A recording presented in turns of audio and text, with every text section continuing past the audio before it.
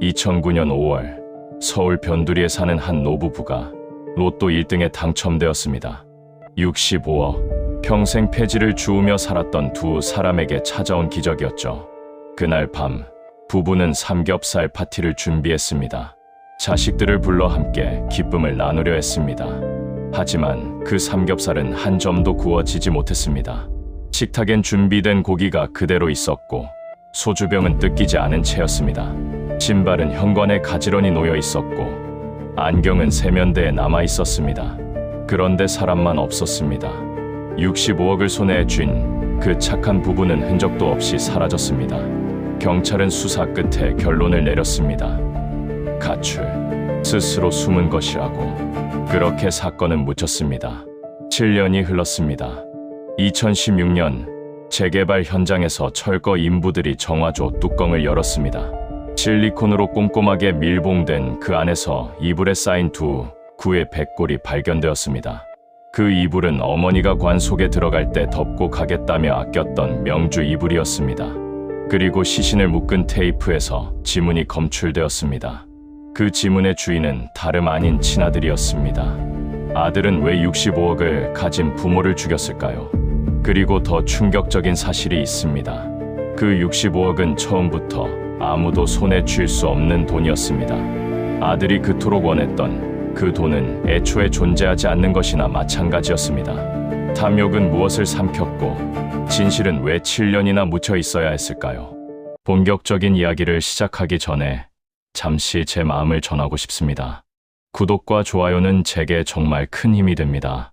지금 어디서 시청하고 계신지 댓글로 남겨주시면 답글로 인사드리겠습니다. 2009년 5월 서울 변두리의 어느 낡은 양옥집. 그날 밤 65억짜리 삼겹살 파티는 열리지 않았습니다. 식탁 위엔 시장표 두툼한 삼겹살이 접시 가득 쌓여 있었고 참이슬 소주병 4개는 뜯지도 않은 채 나란히 서 있었습니다.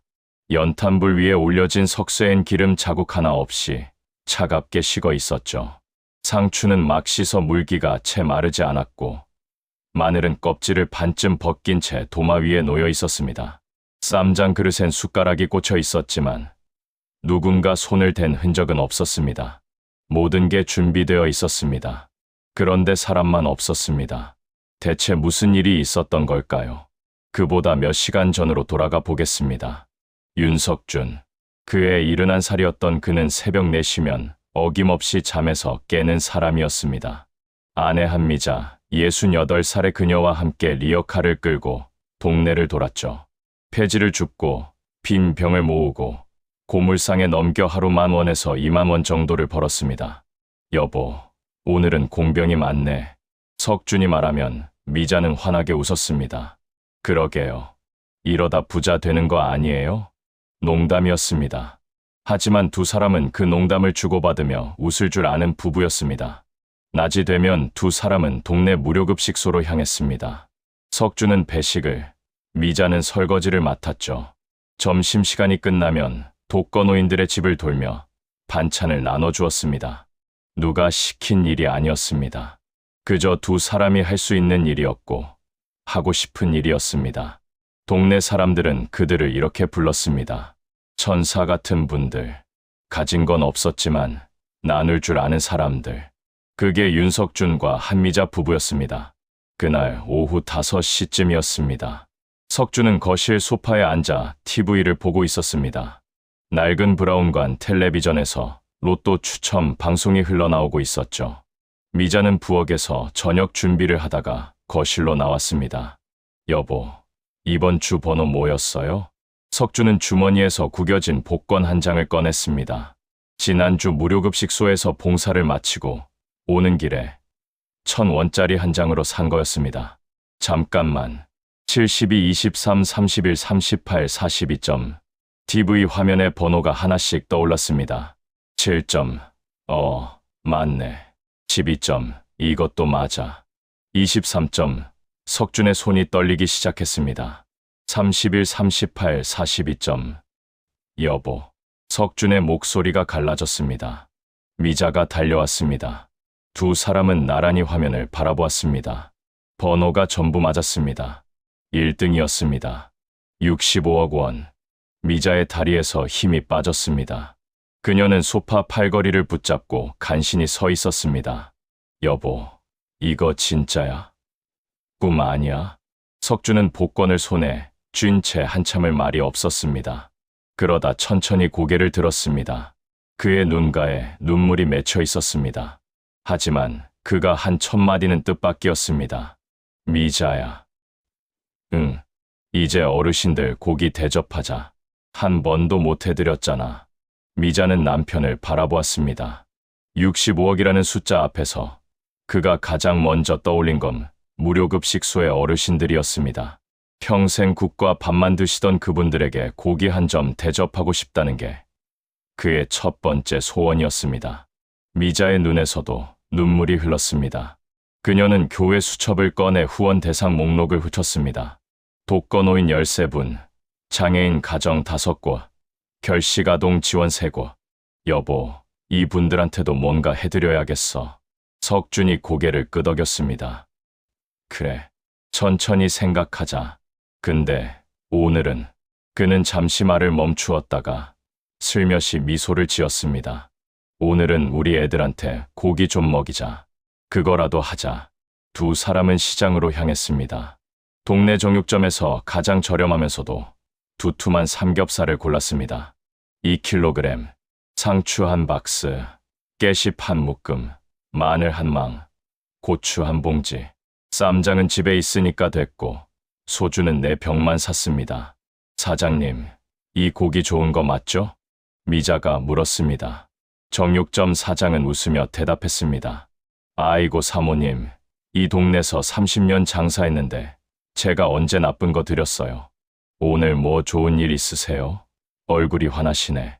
석준과 미자는 서로를 바라보며 웃었습니다. 뭐, 그냥 애들 오니까요. 두 사람은 비밀을 지켰습니다. 아직은 아무에게도 말하고 싶지 않았습니다. 아니, 어쩌면 스스로도 믿기지 않았는지 모릅니다. 집으로 돌아온 두 사람은 바쁘게 움직였습니다. 석준은 마당에서 연탄불을 피우고 석쇠를 올렸습니다. 미자는 상추를 씻고 마늘을 까고 쌈장을 그릇에 담았습니다. 저녁 6시가 조금 넘었을 때 석준은 전화기를 들었습니다. 태곤아, 오늘 저녁에 집에 와라. 삼겹살 파티야. 도현아, 너도 와. 오늘 아버지가 고기 굽는다. 설이나, 알바 끝나면 바로 와. 오늘은 꼭 같이 밥 먹자. 삼남매에게 차례로 전화를 돌렸습니다. 석준의 목소리엔 들뜬 기색이 역력했습니다. 여보, 애들 다 온대? 미자가 물었습니다. 석준은 고개를 끄덕였습니다. 태곤이는 8시쯤 온다 하고 도현이도 퇴근하고 바로 온대. 설인이는 알바 끝나고 온다니까 좀 늦겠지.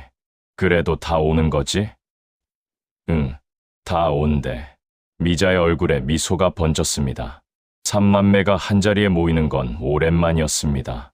명절에도 다들 바쁘다며 얼굴 보기 힘들었는데 오늘은 모두 온다고 했습니다. 미자는 혼잣말처럼 중얼거렸습니다. 얘들아, 오늘은 진짜 좋은 소식이 있어. 저녁 7시, 식탁 준비가 거의 끝났습니다. 삼겹살은 접시에 가지런히 담겨 있었고 상추와 깨씹은 물기를 털어 바구니에 담았습니다. 쌈장 그릇, 소금 접시, 참기름 종지가 식탁 한쪽에 놓였습니다. 석준은 마당에 나가 연탄불을 살폈습니다. 불이 잘 달아올라 있었습니다. 이제 석쇠만 올리면 바로 구울 수 있는 상태였죠. 여보, 불 다 됐어? 미자가 마당으로 나왔습니다. 응, 다 됐어. 애들 오면 바로 굽자.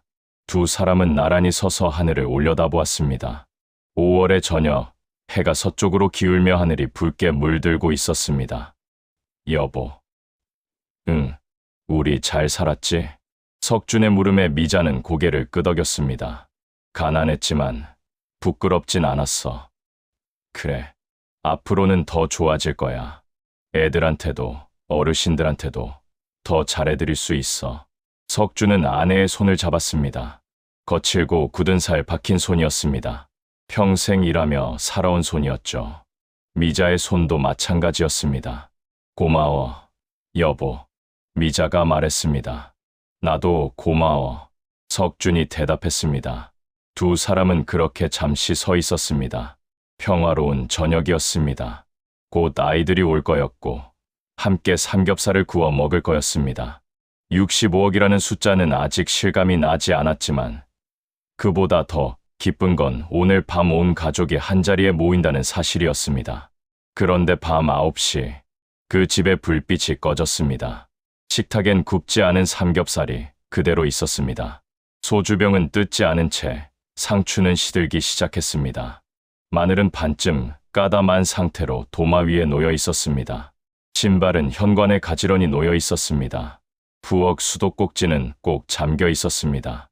거실 TV는 꺼져 있었지만 리모컨은 소파 위에 놓여 있었습니다. 모든 게 정돈되어 있었습니다. 마치 누군가가 잠깐 나갔다 올게 라고 말하고 나간 것처럼. 하지만 그들은 돌아오지 않았습니다. 그날 밤을 마지막으로 윤석준과 한미자는 세상에서 사라졌습니다. 65억을 품에 안은 그 착한 부부는 대체 어디로 간 걸까요? 그리고 그날 밤 그 집에선 정말 아무 일도 없었던 걸까요? 삼겹살 파티 연락을 받은 세 남매의 반응은 각기 달랐습니다. 장남 윤태곤, 그의 46살이었습니다. 건설 현장 일용직과 도박을 오가며 살아온 남자였죠. 한때는 제법 돈을 만져봤다고 합니다. 하지만 그게 독이 됐습니다. 돈맛을 알아버린 그는 도박에 손을 댔고 벌어들인 것보다 훨씬 많은 돈을 잃었습니다. 빚이 눈덩이처럼 불어났습니다. 사채 2억 3천만 원, 월 이자만 480만 원, 일용직으로 하루 벌어봐야 10만 원 남짓인데 한 달 이자가 480만 원이었습니다. 갚을 수 있는 금액이 아니었죠. 그날 아침에도 협박 전화가 왔습니다. 윤태곤 씨, 내일까지야. 안 갚으면 가족한테 가는 거 알지? 태곤은 전화를 끊고 담배를 물었습니다. 손이 떨렸습니다. 내일까지 480만 원을 어디서 구한단 말입니까? 그는 창밖을 바라보며 이를 악물었습니다. 부모님한테 손 벌리는 건 자존심이 허락하지 않았습니다. 아니, 솔직히 말하면 부모님한테 돈이 없다는 걸 알고 있었습니다. 폐지 주워서 하루 10,000원, 20,000원 버는 노인들한테 뭘 기대하겠습니까? 그런데 오후 6시 아버지한테서 전화가 왔습니다. 태곤아, 오늘 저녁에 집에 와라. 삼겹살 파티야. 삼겹살 파티. 태곤은 코웃음을 쳤습니다. 부모님이 삼겹살을 사본 게 언제였던가요?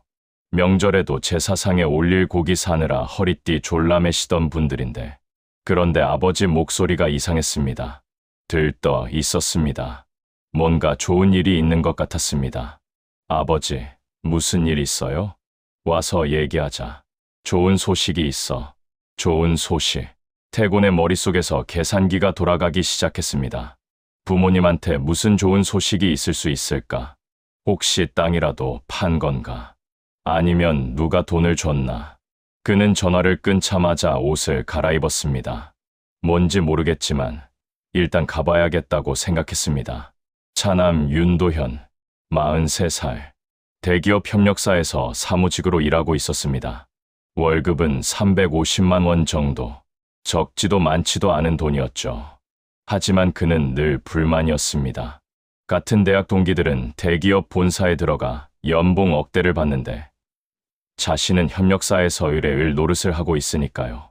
도현은 겉으로는 점잖아 보였습니다. 말수가 적고 감정을 잘 드러내지 않았죠. 하지만 속은 달랐습니다. 그는 모든 걸 효율의 잣대로 재는 사람이었습니다. 시간 낭비, 돈 낭비, 감정 낭비. 그는 비효율적인 것을 참지 못했습니다. 부모님의 봉사활동도 그에겐 비효율의 극치였습니다. 폐지 주워서 번 돈으로 남 도와주면 뭐가 남아요? 언젠가 그가 어머니한테 한 말이었습니다. 미자는 아무 대답도 하지 않았습니다. 그저 씁쓸하게 웃기만 했죠. 도현은 그런 어머니가 답답했습니다. 순진하다고 생각했습니다. 세상이 어떻게 돌아가는지 모르는 사람이라고. 도현아, 너도 와. 오늘 아버지가 고기 굽는다. 아버지의 전화를 받았을 때 도현은 퇴근 준비를 하고 있었습니다. 삼겹살 파티. 그는 표정 하나 바꾸지 않았습니다. 네, 알겠습니다. 그는 늘 그랬습니다. 감정을 드러내지 않았죠. 좋은 일이든 나쁜 일이든 그의 표정은 늘 같았습니다. 하지만 전화를 끊고 나서 그는 잠시 생각에 잠겼습니다. 아버지가 삼겹살을 산다고. 무슨 돈으로? 뭔가 있구나. 그의 눈이 차갑게 빛났습니다. 막내 윤설인, 39살. 세 남매 중 유일하게 부모님을 닮은 아이였습니다.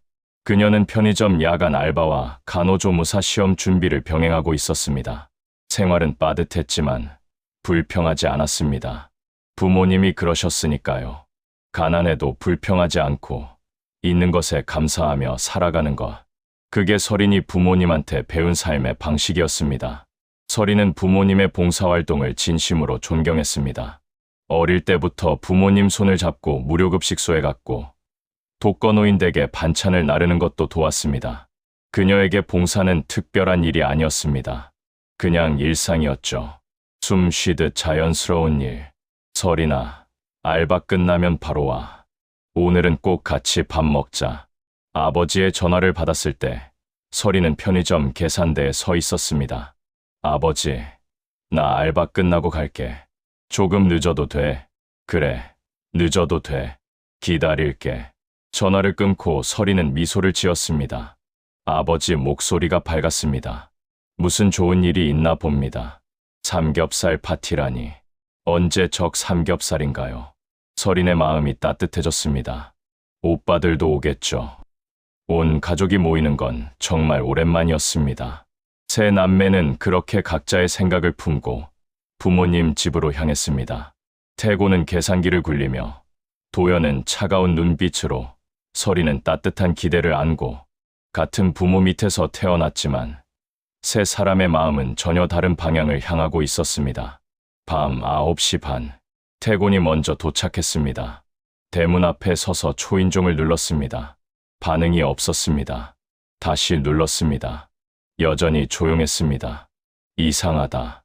그는 대문을 밀어보았습니다. 잠기지 않았습니다.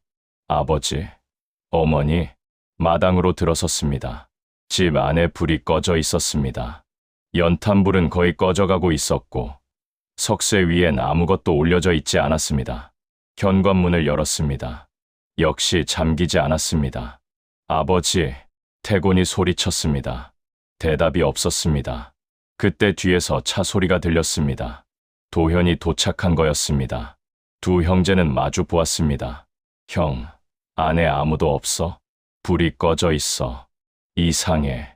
두 사람이 현관으로 들어섰습니다. 거실에 불을 켰습니다. 식탁이 눈에 들어왔습니다. 굽지 않은 삼겹살, 뜯지 않은 소주병, 막 씻은 듯한 상추와 마늘. 모든 게 그대로였습니다. 준비만 해놓고 아무도 손을 대지 않은 상태. 뭐야, 이거. 태곤이 중얼거렸습니다. 도현은 아무 말 없이 집 안을 둘러보았습니다. 안방, 작은 방, 부엌, 화장실. 사람이 없었습니다. 그때 대문이 열리는 소리가 났습니다. 설인이었습니다. 알바를 마치고 뛰어온 그녀는 숨을 헐떡이며 물었습니다. 오빠들, 엄마 아빠는? 태곤과 도연은 대답하지 못했습니다. 설인이 집 안으로 뛰어들어갔습니다. 거실, 안방, 부엌. 그녀의 목소리가 점점 높아졌습니다. 엄마, 아빠. 대답이 없었습니다. 설인은 안방 장롱 앞에 멈춰 섰습니다. 장롱 문이 열려 있었습니다. 그녀의 얼굴이 하얗게 질렸습니다. 오빠, 이거 봐. 태곤과 도연이 다가왔습니다. 장롱 안, 뭔가가 없었습니다. 설인의 손이 떨리기 시작했습니다. 엄마가 아끼던 명주 이불 두 채가 없어. 그 이불은 미자가 시집 올 때 가져온 것이었습니다. 시어머니가 손수 누빈 명주 이불. 미자는 그 이불을 아껴서 평소엔 쓰지도 않았습니다. 관 속에 들어갈 때 덮고 가겠다며 장롱 깊숙이 넣어두었죠. 그 이불이 사라져 있었습니다. 엄마가 이불 들고 어디 갈 분이 아니잖아. 설인의 눈에서 눈물이 흘러내렸습니다. 태고는 전화기를 꺼내 부모님 번호를 눌렀습니다. 신호음이 갔습니다. 하지만 받지 않았습니다. 계속 신호만 가다가 끊어졌습니다. 안 받아. 태곤이 이를 갈며 말했습니다. 이거 누가 꾸민 거야? 도현은 창문을 살피고 있었습니다. 침입 흔적이 있나 확인하는 것 같았습니다. 하지만 창문은 멀쩡했습니다. 깨진 곳도 열린 곳도 없었습니다. 현관문도 잠기지 않았을 뿐 부서진 흔적은 없었습니다. 경찰 부르자 도현이 낮은 목소리로 말했습니다. 그게 순서야. 서리는 식탁 앞에 주저앉아 울고 있었습니다. 삼겹살은 차갑게 식어 있었고 소주병은 여전히 뜯기지 않은 채였습니다. 부모님이 그토록 기다리던 삼겹살 파티, 그 파티는 열리지 못했습니다. 세 남매는 그날 밤 부모님을 기다렸습니다. 하지만 윤석준과 한미자는 돌아오지 않았습니다. 새벽이 되도록, 그리고 다음 날이 되도록 두 사람은 흔적도 없이 사라져버렸습니다. 65억 로또 당첨. 그 소식을 전하려던 부모님은 대체 어디로 간 걸까요? 그리고 사라진 명주 이불 두 채는 무엇을 의미하는 걸까요? 경찰이 도착한 건 밤 11시가 넘어서였습니다. 112 신고를 받고 출동한 건 관할 파출소 소속 경찰관 2명이었죠. 그들은 집 안팎을 둘러보고 간단한 질문을 던졌습니다. 혹시 부모님이 평소에 갑자기 외출하시는 경우가 있었나요? 아니요. 우리 부모님은 그런 분들이 아니에요. 서린이 눈물을 닦으며 대답했습니다. 경찰관은 수첩에 뭔가를 적더니 고개를 끄덕였습니다. 일단 실종신고 접수하시고 내일 아침에 형사과에서 연락할 겁니다. 그게 전부였습니다. 경찰관들은 별다른 조치 없이 돌아갔습니다. 세 남매는 그날 밤 부모님 집에서 뜬 눈으로 밤을 새웠습니다. 혹시 부모님이 돌아오실까봐. 하지만 아무도 오지 않았습니다.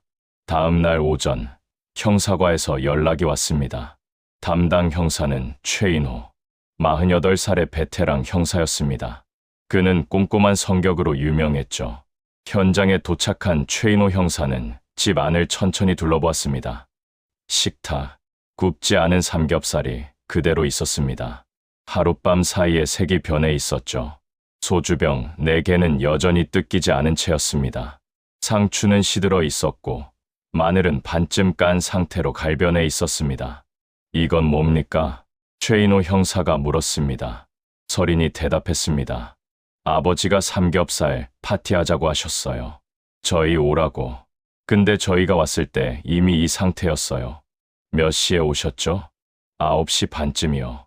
오빠들이 먼저 왔고 저는 알바 끝나고 좀 늦게 왔어요. 최인호 형사는 석쇠를 살펴보았습니다. 기름 자국이 전혀 없었습니다. 한 번도 사용하지 않은 거였죠. 연탄불은 완전히 꺼져 재만 남아 있었습니다. 불을 피웠는데 고기는 안 구웠다. 이상하네. 그는 혼잣말처럼 중얼거렸습니다. 현관으로 이동했습니다.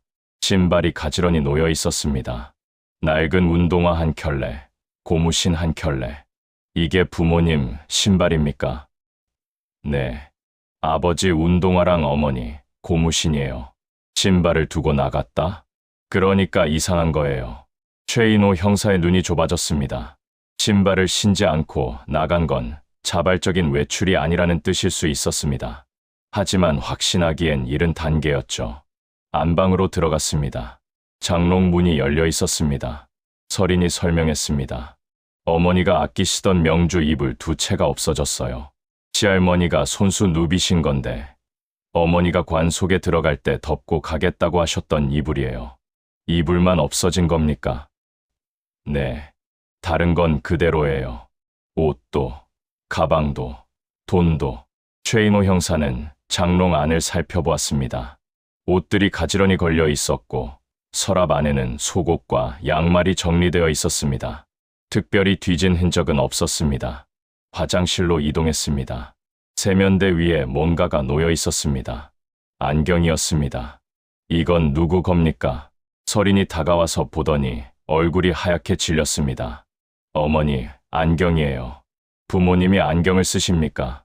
어머니가 노안이 심하셔서 안경 없이는 잘 못 보세요. 외출하실 때 절대 안경 안 쓰고 안 나가세요. 최인호 형사는 안경을 들어 살펴보았습니다. 렌즈에 금이 가거나 한 흔적은 없었습니다. 그냥 세면대 위에 놓여 있을 뿐이었죠. 신발도 두고 안경도 두고 나갔다. 그것도 아끼던 이불만 들고. 점점 이상한 그림이었습니다. 혹시 집에 침입한 흔적이 있습니까? 최인호 형사가 물었습니다. 감식반 직원이 대답했습니다. 없습니다. 창문 다 확인했는데 깨진 곳도 없고 잠금 장치도 멀쩡합니다. 현관문도 강제로 연 흔적이 없어요. 혈흔은 없습니다. 루미놀 반응 검사도 했는데 피 흔적은 전혀 안 나왔습니다. 싸운 흔적은 그것도 없습니다. 가구가 쓰러지거나 물건이 깨진 게 하나도 없어요. 최인호 형사는 팔짱을 끼고 생각에 잠겼습니다. 침입 흔적 없음, 혈흔 없음, 싸움 흔적 없음. 너무 깔끔했습니다. 누군가 일부러 깔끔하게 정리한 것 같았죠. 그때 태곤이 다가왔습니다. 형사님, 한 가지 말씀드릴 게 있어요. 뭡니까? 저희 아버지가요. 로또에 당첨되셨어요. 어제. 최인호 형사의 눈이 커졌습니다. 로또요. 얼마짜리입니까? 1등이요. 65억. 순간 집 안이 조용해졌습니다. 모든 시선이 태곤에게 쏠렸습니다. 65억이요? 네. 아버지가 어제 오후에 전화로 말씀하셨어요. 좋은 소식이 있다고. 와서 얘기하자고. 삼겹살 파티하자고. 최인호 형사의 표정이 복잡해졌습니다. 65억. 그 정도 금액이면 충분히 범죄의 동기가 될 수 있었습니다. 대납치, 강도, 온갖 가능성이 머릿속을 스쳤습니다. 계좌 확인해봐야겠습니다. 최인호 형사가 말했습니다. 몇 시간 뒤 은행에서 조회 결과가 왔습니다. 형사님, 이상합니다. 뭐가요? 65억이 그대로 있어요. 단 1원도 안 움직였습니다. 최인호 형사는 눈을 찌푸렸습니다. 이해가 안 됐습니다. 납치범이라면 당연히 돈부터 건드렸을 겁니다. 계좌 이체를 요구하든 현금을 인출하든. 그런데 65억이 그대로라고요. 출금 시도도 없었습니까? 네. 아예 접근 자체가 없었습니다. 도현이 옆에서 듣고 있다가 말했습니다. 납치가 아닐 수도 있다는 거 아닙니까? 무슨 말씀이시죠? 돈을 노린 범죄가 아니라면 그냥 부모님이 스스로 어디 가신 걸 수도 있잖아요. 최인호 형사는 도현을 바라보았습니다. 차가운 눈빛이었죠. 감정이 전혀 읽히지 않았습니다. 그때 태곤이 결정적인 한마디를 던졌습니다. 형사님, 저희 아버지가요. 돈 얘기만 나오면 산속으로 숨어버리신다 했어요. 산속으로요? 네. 원래 돈 문제 생기면 시골 친구분들한테 피하시곤 했거든요. 강원도 쪽에 아버지 친구분들 많아요. 젊었을 때 거기서 광산 일하셨대요. 최인호 형사의 눈빛이 흔들렸습니다. 태곤의 말이 너무 자연스러웠습니다. 아버지가 원래 그러셨어요. 복잡한 일 생기면 숨어버리시는 스타일이에요. 로또 당첨되셨으니까 갑자기 겁이 나셨을 수도 있잖아요. 사람들이 돈 달라고 할까봐. 태곤의 진술은 그럴듯했습니다. 로또 당첨 사실이 알려지면 친척들, 지인들이 돈 달라고 들러붙을 게 뻔했죠. 그걸 피하려고 일단 숨었다. 말이 안 되는 건 아니었습니다. 부모님 친구분들 연락처 아십니까? 몇 분은 알아요. 연락해 볼게요. 태곤은 그날부터 부모님 지인들에게 전화를 돌렸습니다. 혹시 아버지한테 연락 오면 알려주세요. 마치 진심으로 걱정하는 아들처럼. 며칠이 지났습니다. 부모님은 돌아오지 않았습니다. 하지만 수사는 점점 느슨해져 갔습니다. 침입 흔적 없음, 혈흔 없음, 돈도 그대로, 그리고 스스로 숨는 스타일이라는 가족의 진술. 결국 사건은 가출 또는 잠적 추정으로 종결되었습니다. 서린만이 형사에게 물었습니다. 진짜 이대로 끝인 건가요? 부모님이 신발도 안 신고 안경도 안 쓰고 나가셨는데요. 최인호 형사는 대답하지 못했습니다. 그도 뭔가 이상하다는 걸 느끼고 있었습니다. 하지만 증거가 없었습니다. 범죄를 입증할 만한 단서가 하나도 없었죠. 수사가 완전히 종결된 건 아닙니다. 새로운 단서가 나오면 다시 조사할 겁니다. 그게 형사가 해줄 수 있는 전부였습니다. 서리는 고개를 숙였습니다. 눈물이 뚝뚝 떨어졌습니다. 태곤은 창밖을 바라보고 있었습니다. 그의 입가에 희미한 미소가 스쳤습니다. 아무도 그걸 보지 못했습니다. 도연은 차갑게 말했습니다. 일단 기다려보자. 부모님이 연락하시겠지. 하지만 그의 눈빛은 어딘가 다른 곳을 향하고 있었습니다.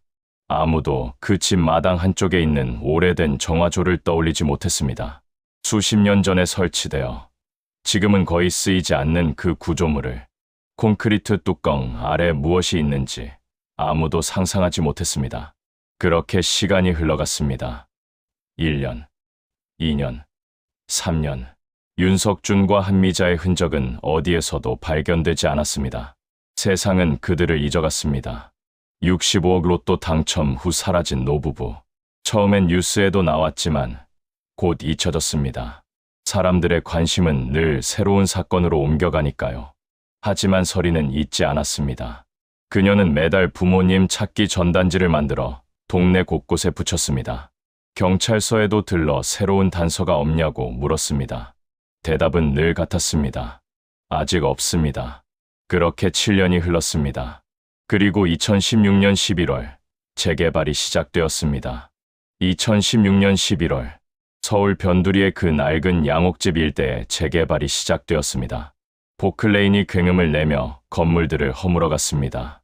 수십 년 된 낡은 집들이 하나둘 사라지고 그 자리엔 흙먼지만 자욱하게 피어올랐죠. 윤석준과 한미자 부부가 살던 그 집도 철거 대상이었습니다. 7년 동안 빈집으로 방치되어 있던 곳이었습니다. 11월 중순의 어느 날이었습니다. 철거 인부들이 마당을 파헤치고 있었습니다. 땅속에 묻힌 수도관과 배관을 제거하는 작업이었죠. 포클레인 기사가 삼날을 땅에 박았습니다. 쿵 하는 둔탁한 소리가 났습니다. 뭐지? 기사가 포클레인을 멈추고 내렸습니다. 삼날이 뭔가 단단한 것에 부딪힌 거였습니다. 인부들이 다가와 흙을 걷어냈습니다. 콘크리트 구조물이 드러났습니다. 정화조 같은데요? 나이 든 인부가 말했습니다. 오래된 집들에는 이런 정화조가 있었습니다. 하수도가 제대로 연결되기 전에 쓰던 거죠. 요즘은 거의 쓰지 않지만 철거할 때 종종 발견되곤 했습니다. 뚜껑 열어서 확인해야겠네. 인부가 삽을 들고 뚜껑 가장자리를 파기 시작했습니다. 그런데 이상했습니다. 뚜껑이 열리지 않았습니다. 뭐야? 왜 이렇게 꽉 막혀 있어?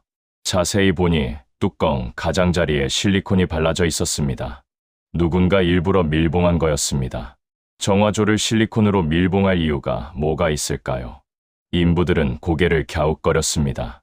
이거 좀 이상한데. 일단 열어보자. 인부가 삽으로 실리콘을 긁어냈습니다.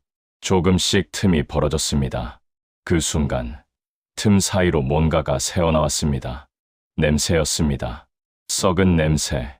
역한 악취가 코를 찔렀습니다. 인부들이 뒤로 물러났습니다. 코를 막고 얼굴을 찡그렸죠. 하지만 호기심은 어쩔 수 없었습니다. 뭐가 들어있길래 이런 냄새가 나는 걸까? 뚜껑을 완전히 들어 올렸습니다. 순간 그 자리에 있던 모든 사람이 얼어붙었습니다. 정화조 안에 썩은 물이 고여 있었습니다. 그 위로 뭔가가 떠 있었습니다. 이불 뭉치였습니다. 낡고 색이 바랜 이불. 그 이불 사이로 하얀 것이 보였습니다. 뼈였습니다. 사람의 뼈. 인부 한 명이 비명을 지르며 뒤로 넘어졌습니다. 다른 인부는 구토를 하며 멀리 뛰어갔습니다. 현장은 순식간에 아수라장이 되었습니다. 경찰 불러. 누군가 소리쳤습니다. 핸드폰을 꺼내 112에 신고했습니다. 목소리가 떨리고 있었죠. 여기 재개발 현장인데요. 정화조에서 시신이 나왔어요. 사람 뼈요. 30분 뒤 경찰이 도착했습니다.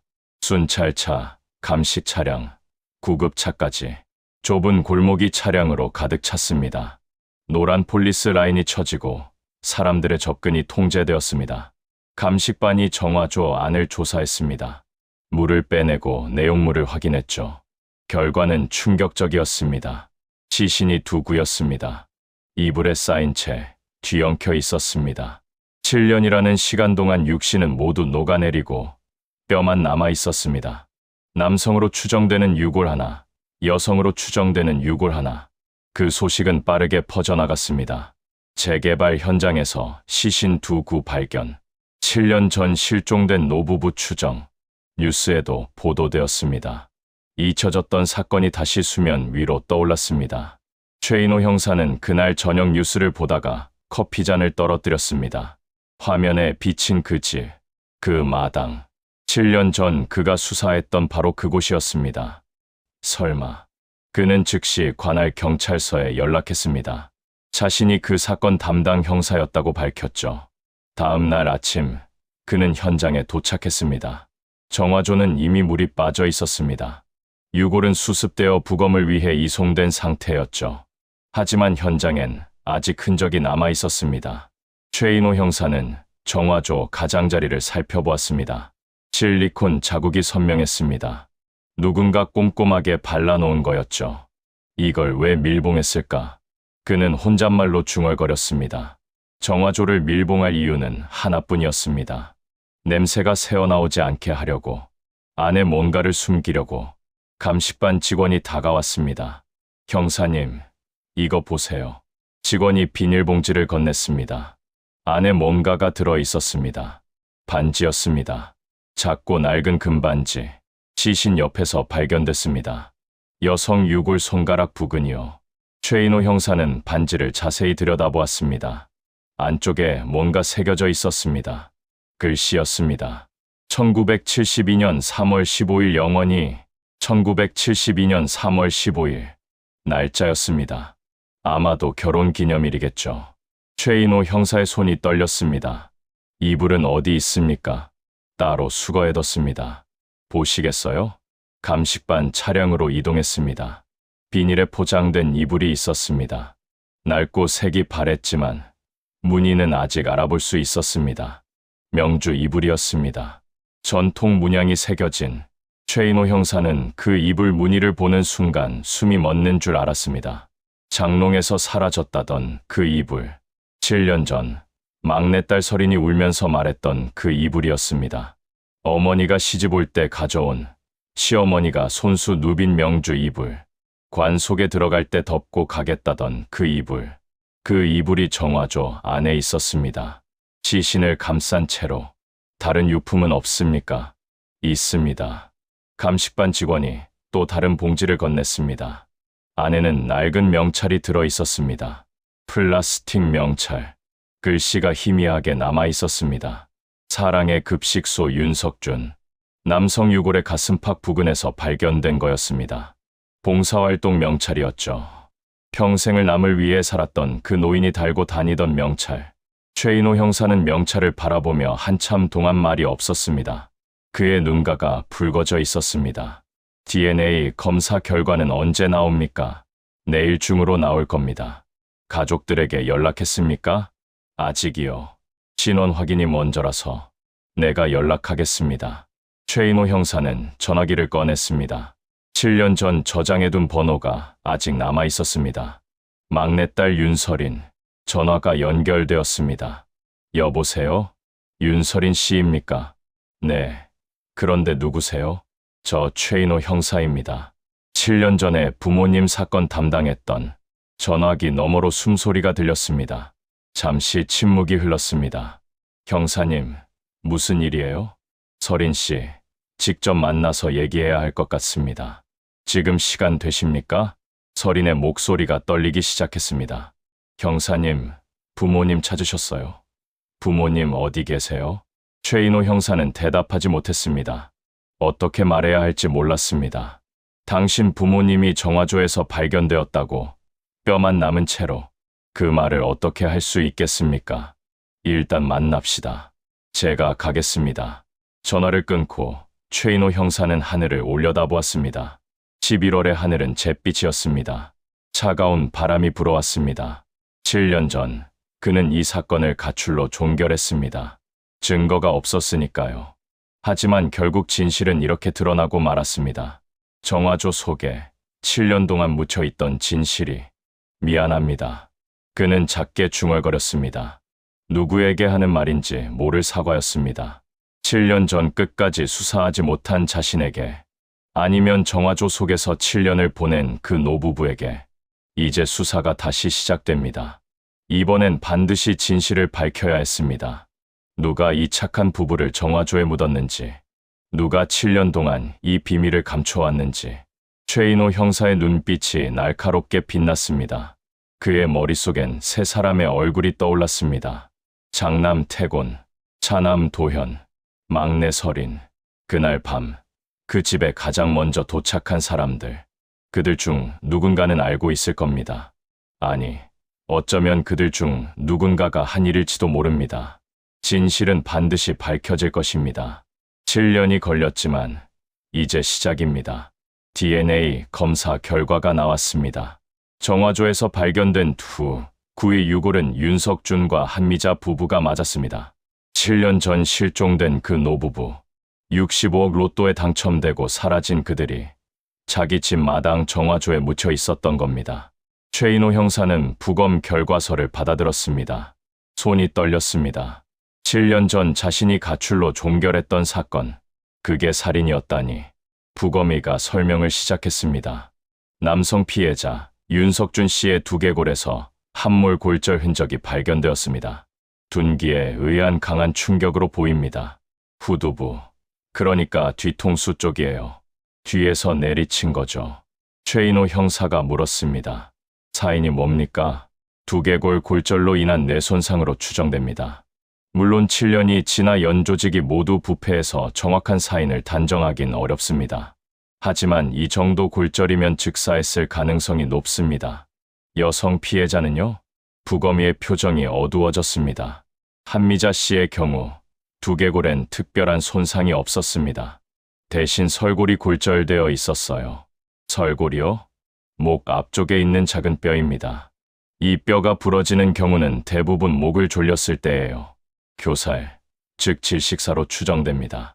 최인호 형사는 눈을 감았습니다. 머릿속에 그림이 그려졌습니다. 누군가 뒤에서 윤석준을 내리쳤다. 그가 쓰러지자 한미자가 비명을 질렀다. 그러자 범인은 그녀의 목을 졸랐다. 71살 노인과 68살 노인, 평생을 봉사하며 살았던 두 사람이 그렇게 죽었습니다. 범행 도구는 뭘로 추정됩니까? 길고 무거운 둔기입니다. 쇠파이프나 몽둥이, 아니면 부검의가 잠시 생각하더니 말했습니다. 연탄 집게 같은 것도 가능합니다. 그 정도 무게와 길이면 충분해요. 연탄 집게. 최인호 형사의 눈이 번뜩였습니다. 그 집엔 연탄 보일러가 있었습니다. 연탄 집게도 당연히 있었겠죠. 부검 결과를 들고 경찰서로 돌아온 최인호 형사는 수사팀을 소집했습니다. 이번엔 제대로 수사해야 했습니다. 7년 전의 실수를 반복할 순 없었습니다. 정화조 내부에서 수거한 물증을 분석하겠습니다. 감식반장이 보고를 시작했습니다. 먼저 시신을 감싼 이불입니다. 명주 이불 2채, 실종 당시 장롱에서 사라졌다고 신고된 바로 그 이불입니다. 이불에서 특별한 증거는 발견되지 않았습니다. 다만 이불이 시신을 완전히 감싸고 있었고 테이프로 묶여 있었습니다. 테이프요? 네, 은색 덕트 테이프입니다. 시신을 이불로 감싼 뒤 테이프로 여러 겹 묶어 놓았습니다. 그리고 이 테이프에서 중요한 증거가 나왔습니다. 감식반장이 사진을 꺼내 보여주었습니다. 테이프 접착면 확대 사진이었습니다. 테이프를 겹겹이 감으면서 접착면끼리 붙은 부분이 있었습니다. 그 안쪽에 지문 흔적이 남아 있었어요. 물속에 7년이나 있었는데도 접착면 사이에 끼어서 보존된 겁니다. 지문이 나왔다고요? 네, 부분 지문이지만 충분히 대조 가능합니다. AFIS에 조회해봤습니다. 최인호 형사가 숨을 죽였습니다. 누구 겁니까? 윤태곤, 장남입니다. 회의실이 술렁였습니다. 장남의 지문이 시신을 묶은 테이프에서 나왔다. 이건 결정적인 증거였습니다. 더 있습니다. 감식반장이 또 다른 사진을 꺼냈습니다. 정화조 바닥 침전물에서 금속 부품이 발견되었습니다. 작은 장식 단추예요. 작업복에 다는 종류입니다. 사진 속엔 녹슬고 부식된 금속 조각이 있었습니다. 둥근 모양의 양각으로 뭔가가 새겨져 있었죠. 이게 뭔가 했는데 7년 전 현장 사진을 뒤져봤습니다. 감식반장이 또 다른 사진을 꺼냈습니다. 7년 전 경찰이 촬영한 집 안 사진이었습니다. 거실 한쪽에 걸린 작업 조끼가 보였습니다. 윤태곤이 건설 현장에서 입던 작업 조끼입니다. 여기 보시면 주머니 옆에 장식 단추가 달려 있어요. 모양이 일치합니다. 최인호 형사가 두 사진을 번갈아 보았습니다. 정화조에서 나온 금속 조각과 태곤의 작업 조끼에 달린 단추, 같은 모양이었습니다. 태곤이가 범행 당시 이 조끼를 입고 있었고 시신을 정화조에 넣는 과정에서 단추가 떨어진 거로 보입니다. 증거가 쌓여가고 있었습니다. 테이프의 지문, 정화조의 단추, 모두 장남 윤태곤을 가리키고 있었습니다. CCTV는 확인했습니까? 최인호 형사가 물었습니다. 7년 전엔 CCTV 확인을 제대로 하지 못했습니다. 가출로 추정했으니까요. 하지만 이번엔 달랐습니다. 네, 7년 전 자료라 많이 폐기되었지만 일부 복원에 성공했습니다. 영상 담당 수사관이 노트북을 열었습니다. 화면에 흑백 영상이 떴습니다. 화질은 좋지 않았지만 알아볼 순 있었습니다. 2009년 5월 실종 당일 영상입니다. 피해자 집 앞 골목 CCTV예요. 영상 속에 한 남자가 보였습니다. 모자를 눌러 쓰고 있었지만 체형과 걸음걸이로 추정할 수 있었습니다. 시간 보십시오. 저녁 7시 4분입니다. 7시요? 네. 윤태곤은 7년 전 진술에서 9시 반에 도착했다고 했습니다. 하지만 CCTV엔 7시에 이미 그 집 앞을 지나가는 게 찍혀 있어요. 최인호 형사의 눈이 날카롭게 빛났습니다. 태곤이 거짓말을 한 겁니다. 2시간 반이나 시간을 속였습니다. 나가는 건 찍혔습니까? 여기 있습니다. 영상이 바뀌었습니다. 시간은 밤 9시 15분. 같은 남자가 골목을 빠져나가는 모습이 찍혀 있었습니다. 걸음이 빨랐고 뭔가 무거운 것을 든 것처럼 어깨가 기울어져 있었습니다. 7시에 들어가서 9시 15분에 나왔습니다. 2시간 넘게 그 집에 있었던 거죠. 그 2시간 동안 무슨 일이 있었던 걸까요? 최인호 형사는 이를 악물었습니다. 차남 윤도현은요? 도현의 차량 블랙박스 데이터도 복원했습니다. 또 다른 영상이 떴습니다. 차량 내부에서 촬영된 블랙박스 영상이었습니다. 실종 당일 밤 10시 3분, 도현의 차가 피해자 집 앞에 정차합니다. 그리고 11시 47분에 출발해요. 약 1시간 45분 동안 그 집 앞에 있었습니다. 10시요? 태곤이 나간 뒤에 온 건가? 그렇습니다.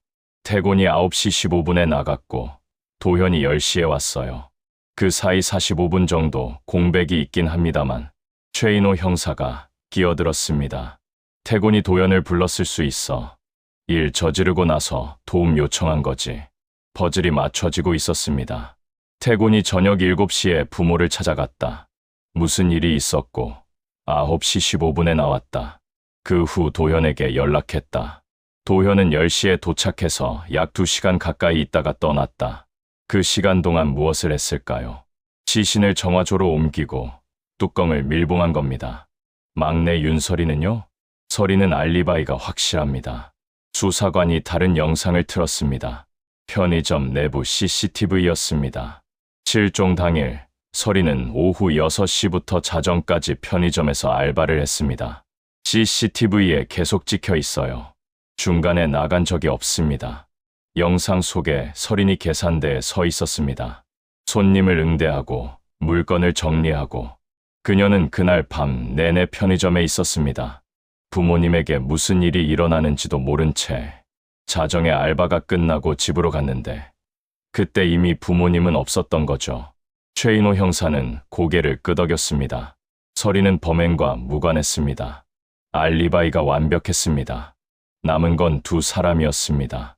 태곤과 도현, 영장 청구합니다.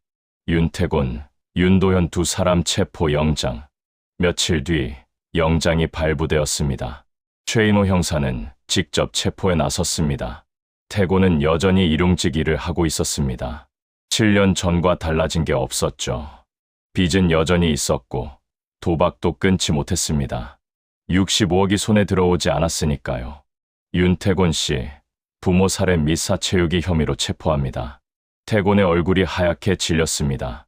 하지만 곧 표정을 바꿨습니다. 뭔 소리예요? 난 아무것도 안 했어요. 진술은 경찰서에서 하시죠. 수갑이 채워졌습니다. 태고는 끌려가면서도 소리쳤습니다. 난 몰라요. 부모님 돌아가신 거 나도 몰랐다고요. 도현도 같은 날 체포되었습니다. 그는 태곤과 달리 조용했습니다. 수갑이 채워져도 표정 하나 바꾸지 않았습니다. 마치 이 순간이 올 줄 알았다는 듯이. 경찰서 조사실. 태곤이 먼저 신문을 받았습니다. 2009년 5월 부모님 실종 당일. 몇 시에 부모님 집에 갔습니까? 9시 반이요. 전에도 말했잖아요.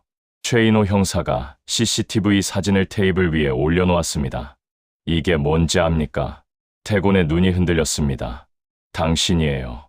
저녁 7시 4분에 부모님 집 앞 골목을 지나가고 있어요. 9시 반이 아니라 7시에 갔잖아요. 태곤이 입술을 깨물었습니다.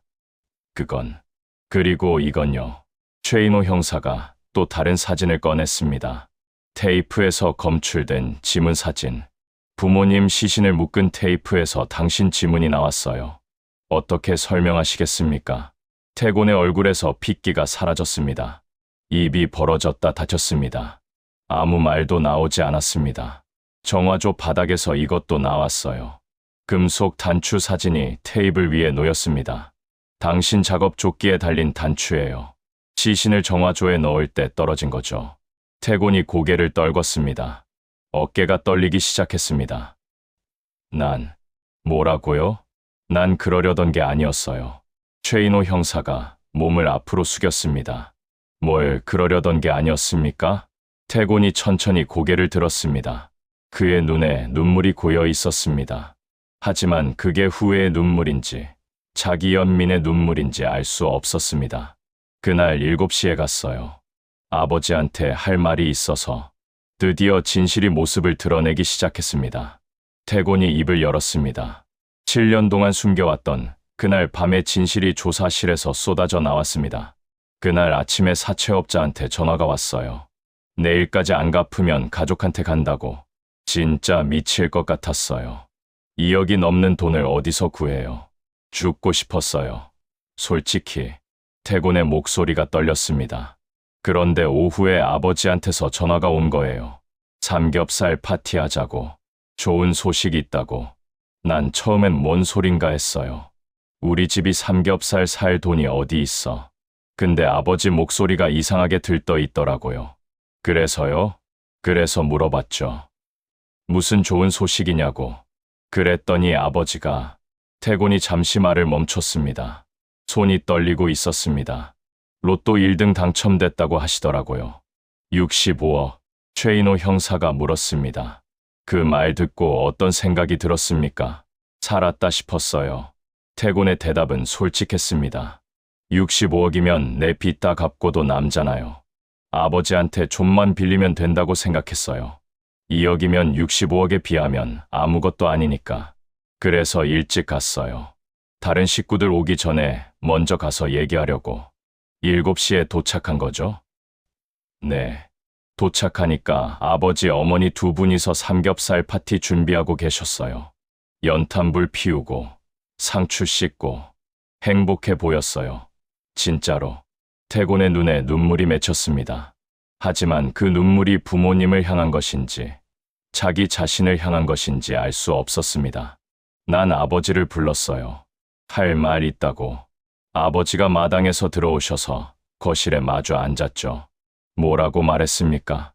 솔직하게 말했어요. 빚이 2억이 넘는다고. 사채업자한테 쫓기고 있다고. 돈 좀 빌려달라고. 태곤이 고개를 떨궜습니다. 아버지가 뭐라고 하시던가요? 처음엔 놀라시더라고요. 2억이 넘는 빚을 어떻게 졌냐고. 그래서 말했죠. 도박이라고. 그랬더니 아버지 표정이 변하셨어요. 화를 내셨습니까? 아니요. 화를 내신 게 아니라 실망하셨어요. 그게 더 힘들었어요. 아버지가 한숨을 쉬시면서 말씀하셨거든요. 태곤이 아버지의 말을 떠올렸습니다. 아버지가 그러셨어요. 태곤아, 이 돈은 우리 돈이 아니다. 하늘이 잠깐 맡겨주신 거다. 나는 이 돈으로 어르신들 요양원 짓고 싶다. 평생 봉사만 해왔는데 이제야 제대로 된 걸 해드릴 수 있게 됐다. 내 빚은 내가 갚아라. 그게 도리다. 최인호 형사가 물었습니다. 거절하셨군요. 네, 단칼에 거절하셨어요. 65억인데 2억도 안 빌려주신다고. 난 믿을 수가 없었어요. 내가 아들인데, 친자식인데, 남한테 줄 돈은 있으면서 아들한테 줄 돈은 없다고. 태곤의 목소리에 분노가 섞이기 시작했습니다. 그래서 화를 냈어요. 소리 질렀죠. 나도 가족 아니냐고. 왜 남들한테는 퍼주면서 자식은 굶겨 죽이냐고. 그랬더니 아버지가 태곤이 말을 멈췄습니다. 손으로 얼굴을 감쌌습니다. 아버지가 뭐라고 하셨습니까? 나가라고 하셨어요. 당장 나가라고. 도박으로 빚진 놈한테 줄 돈 없다고. 그 말 듣는 순간 머리가 하얘졌어요. 태곤의 어깨가 들썩였습니다. 난 내일 죽을 수도 있는 상황이었어요. 사채업자들이 뭘 할지 몰라요. 팔다리 분지르는 건 기본이고 진짜 죽이는 놈들도 있어요. 난 살려달라고 매달리는 건데 아버지는 나가라고만 하시고. 그래서 어떻게 했습니까? 태곤이 천천히 고개를 들었습니다. 그의 눈이 초점을 잃은 것처럼 흐릿했습니다. 마당에 연탄 집게가 있었어요. 아버지가 연탄불 피울 때 쓰시던 거. 난 그걸 집어들었어요. 조사실이 조용해졌습니다. 아버지가 등을 돌리셨어요. 나가라고 하시면서. 난 그 뒷모습을 보면서 휘둘렀어요. 태곤의 목소리가 갈라졌습니다. 한 번, 그냥 한 번이었어요. 아버지가 그대로 쓰러지셨어요. 피가 나더라고요. 뒤통수에서. 난 그제야 정신이 들었어요. 내가 뭘 한 거지? 아버지, 아버지 하면서 흔들었는데 대답이 없었어요. 최인호 형사가 물었습니다. 어머니는요? 어머니가 부엌에서 뛰어나오셨어요. 아버지가 쓰러진 걸 보시고 비명을 지르셨죠. 여보, 여보 하시면서. 그리고 날 보셨어요. 태곤이 눈을 감았습니다. 어머니 눈을 평생 못 잊어요. 그 눈빛, 믿을 수 없다는, 내가 어떻게 이럴 수 있냐는. 어머니가 소리 지르기 시작하셨어요. 살려줘요. 사람 살려 하면서. 그래서요? 난 무서웠어요. 이웃들이 들으면 어떡해. 경찰 오면 어떡해. 그 생각밖에 안 났어요. 그래서 어머니 목을, 태곤이 말을 잇지 못했습니다. 한참을 울다가 겨우 입을 열었습니다. 막으려고 한 거예요. 소리 못 지르게. 근데 어머니가 계속 발버둥 치시니까 세게 눌렀어요. 그러다 보니까 조사실에 무거운 침묵이 흘렀습니다. 최인호 형사도 한동안 말이 없었습니다. 그 다음엔 어떻게 했습니까? 멍하니 앉아 있었어요. 아버지 어머니 두 분이 다 쓰러져 계시는데 난 아무 생각도 안 났어요. 시간이 얼마나 지났는지 모르겠어요. 정신 차리고 보니까 8시가 넘어 있더라고요. 그때 동생한테 연락했습니까? 네, 도현이한테 전화했어요. 와봐라, 큰일 났다고. 도현이가 뭐라고 하던가요? 뭔 일이냐고 물어서 그냥 와보라고 했어요. 전화로 말할 수가 없잖아요. 그리고요, 난 일단 집을 나왔어요. 머리 좀 식히려고. 9시 좀 넘어서 나왔을 거예요. 그리고 도연이 오기로 한 시간에 맞춰서 다시 갔어요. 10시에요? 네, 도현이가 와 있더라고요. 안에 들어가서 보여줬죠. 아버지 어머니 돌아가신 거. 최인호 형사가 물었습니다. 도현은 뭐라고 하던가요? 태곤이 쓴웃음을 지었습니다. 걔는요, 형사님, 표정 하나 안 바뀌더라고요. 시신 보면서도 눈 하나 깜짝 안 해요. 그러더니 이러는 거예요. 태곤이 도연의 말투를 흉내냈습니다. 어떻게 할 거야? 형, 경찰 부를 거야? 뭐라고 대답했습니까? 못한다고 했죠. 경찰 부르면 난 끝이니까. 그랬더니 도현이가 말하더라고요. 그럼 숨기자고. 정화조가 있잖아고. 최인호 형사의 눈이 커졌습니다. 도현이가 먼저 제안했습니까? 네, 걔가 말한 거예요. 정화조에 넣으면 아무도 못 찾는다고. 냄새 새지 않게 밀봉하면 된다고. 난 그때 머리가 하나도 안 돌아갔어요. 도현이가 하자는 대로 했어요. 태곤이 그날 밤을 떠올렸습니다. 이불로 감쌌어요. 어머니가 아끼시던 명주 이불. 그걸로 두 분을 싸고 테이프로 묶었어요. 그리고 마당에 있는 정화조 뚜껑 열고 넣었죠. 도연이가 실리콘 사와서 뚜껑 가장자리를 다 발랐어요. 냄새 안 새게. 몇 시까지 했습니까? 11시 반쯤 끝났을 거예요. 도현이가 먼저 갔어요. 난 좀 있다가 집 안 정리하고 나왔고, 그리고 서린이가 온 건가요? 네, 서린이가 자정 좀 안 돼서 온 것 같아요. 난 그때 집 앞 골목에서 담배 피우고 있었거든요. 서린이가 집으로 들어가는 거 보고 나도 들어갔어요. 마치 그때 도착한 것처럼. 최인호 형사가 고개를 끄덕였습니다. 퍼즐이 맞춰졌습니다. 서린은 몰랐습니까? 몰랐어요. 걔는 진짜 몰라요. 그날 밤에도 부모님 찾는다고 울고불고 했잖아요. 걔까지 끌어들이고 싶지 않았어요. 태곤이 최인호 형사를 바라보았습니다. 서린이는요, 형사님, 진짜 착해요.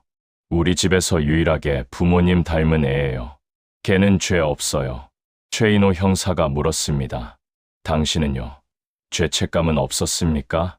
태곤이 한참 동안 대답하지 않았습니다. 그러다 천천히 입을 열었습니다. 처음엔 무서웠어요. 잡힐까봐. 근데 시간이 지나니까 그것도 무뎌지더라고요. 1년, 2년 지나니까 진짜 아무 일도 없었던 것처럼 살게 되더라고요. 부모님이 잠적하신 거라고, 어디선가 잘 살고 계실 거라고 스스로를 속였어요. 65억은요. 그 돈은 어떻게 하려고 했습니까? 태곤의 입가에 쓴웃음이 번졌습니다. 그거요? 그것 때문에 더 미칠 것 같았어요. 왜요? 부모님 돌아가시고 나서 알았거든요. 그 돈, 손도 못 댄다는 거. 무슨 말입니까? 태곤이 한숨을 내쉬었습니다.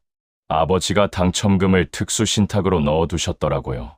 예금주 본인만 해지할 수 있는 거. 대리인도 안 되고 상속도 안 되는 거.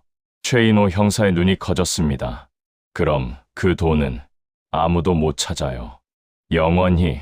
태곤이 테이블에 이마를 박았습니다. 난 65억 때문에 부모님을 죽였어요.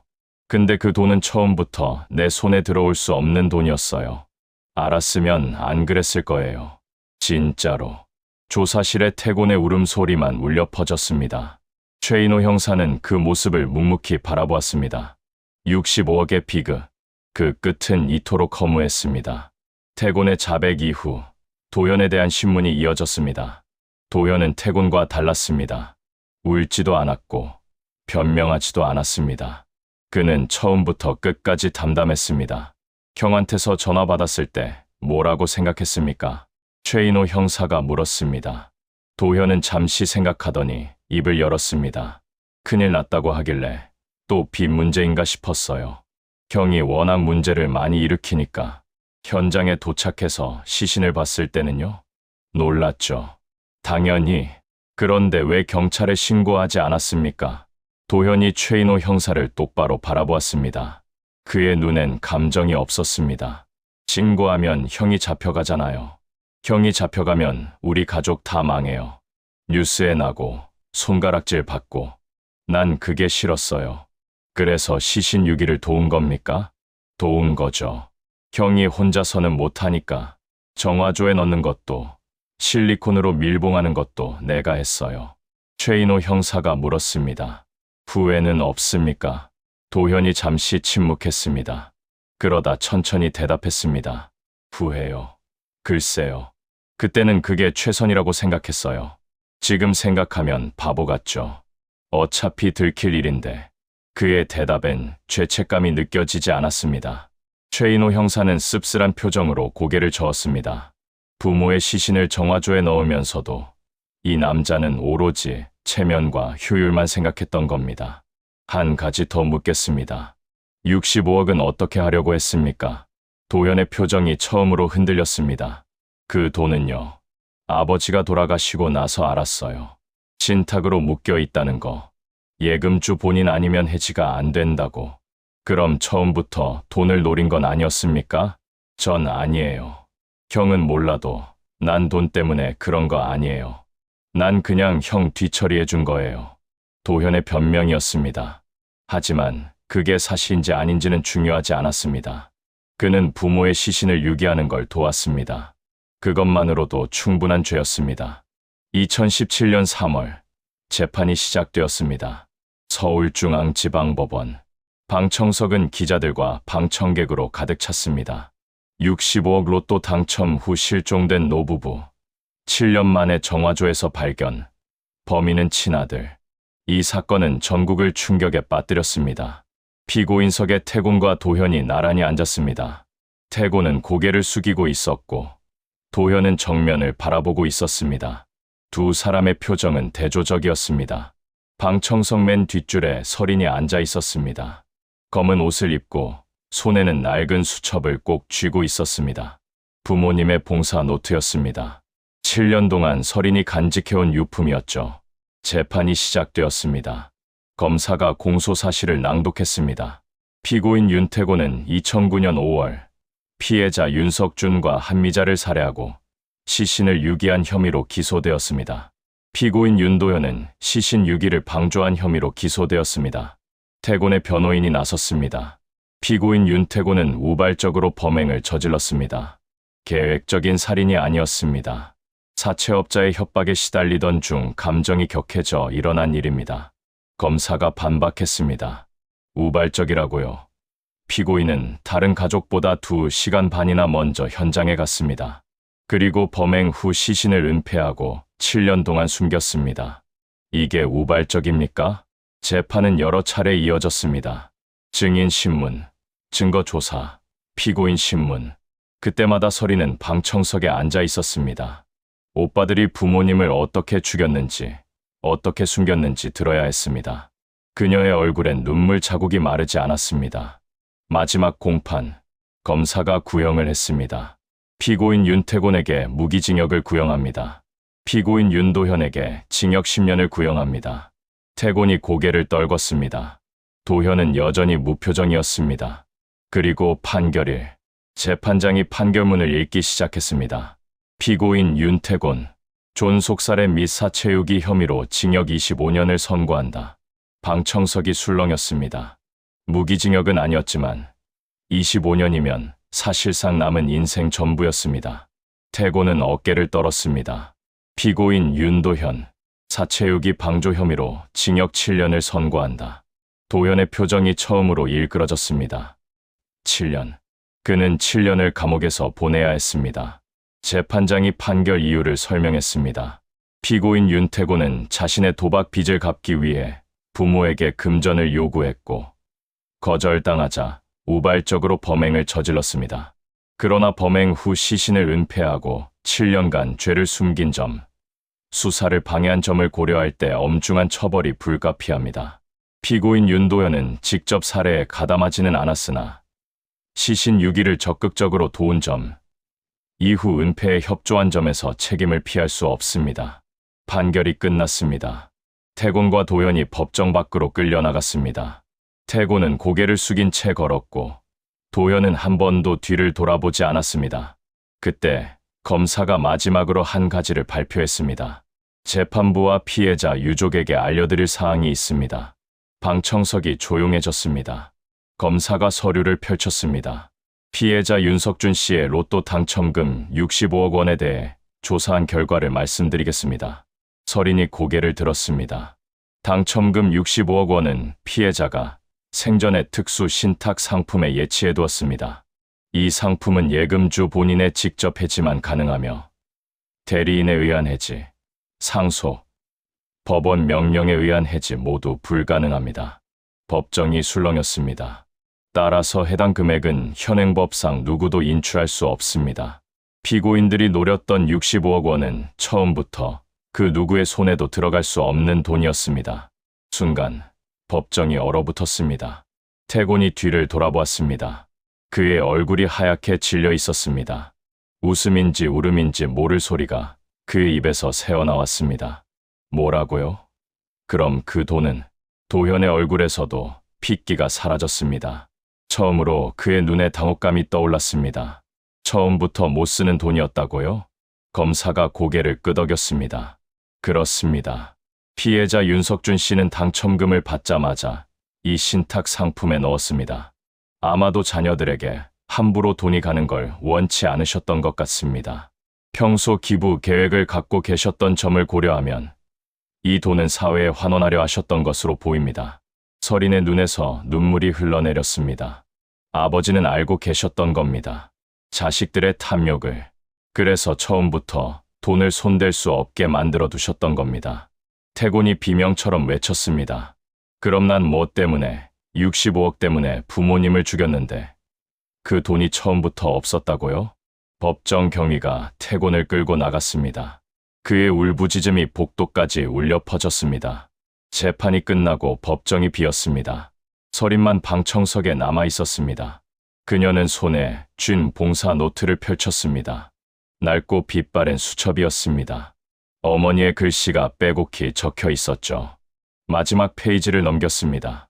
2009년 5월, 부모님이 돌아가시기 직전에 쓴 글이 있었습니다. 2009년 5월 12일, 오늘 로또에 당첨됐다. 65억이라니 믿기지 않는다. 여보와 의논했다. 이 돈으로 어르신들 요양원을 짓기로 했다. 우리가 평생 봉사하면서 꿈꿔왔던 일이다. 내일은 애들한테 고기 먹이려고 한다. 삼겹살 파티. 우리 평생 소원이었다. 애들 셋 다 모아놓고 맛있는 거 먹이는 거. 내일이 기대된다. 서린의 손이 떨렸습니다. 눈물이 수첩 위로 떨어졌습니다. 엄마. 그녀는 수첩을 가슴에 꼭 안았습니다. 부모님은 그날 밤 정말 행복했을 겁니다. 65억보다 더 기뻤던 건 아이들을 한자리에 모아 밥을 먹일 수 있다는 거였을 겁니다. 그 소박한 소원, 삼겹살 파티라는 그 작은 꿈. 하지만 그 꿈은 이루어지지 않았습니다. 탐욕에 눈먼 아들이 그 꿈을 산산조각냈습니다. 서린은 빈 법정에서 오랫동안 울었습니다. 아무도 없는 그곳에서 부모님의 마지막 소원을 품에 안은 채 65억. 그 돈은 처음부터 저주였습니다. 아무도 가질 수 없는 돈, 탐욕만 부추기고 가족을 파괴한 돈. 정화조 속에 묻힌 건 두 사람의 시신만이 아니었습니다. 평생을 베풀며 살았던 부부의 마지막 꿈, 그 선이마저 함께 묻혔습니다. 그리고 그 위로 7년의 세월이 흘렀습니다.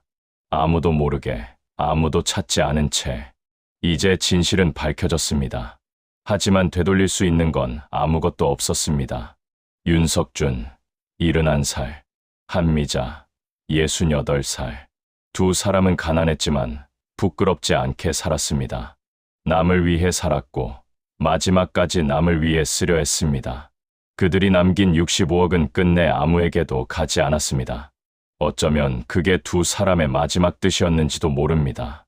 탐욕은 모든 것을 삼켰습니다. 하지만 선의는 비록 묻혔을지언정 사라지지 않았습니다. 낡은 봉사 노트 속에, 결혼 반지에 새겨진 영원이라는 글씨 속에, 그리고 막내딸 서린의 기억 속에. 그렇게 65억의 비극은 끝이 났습니다.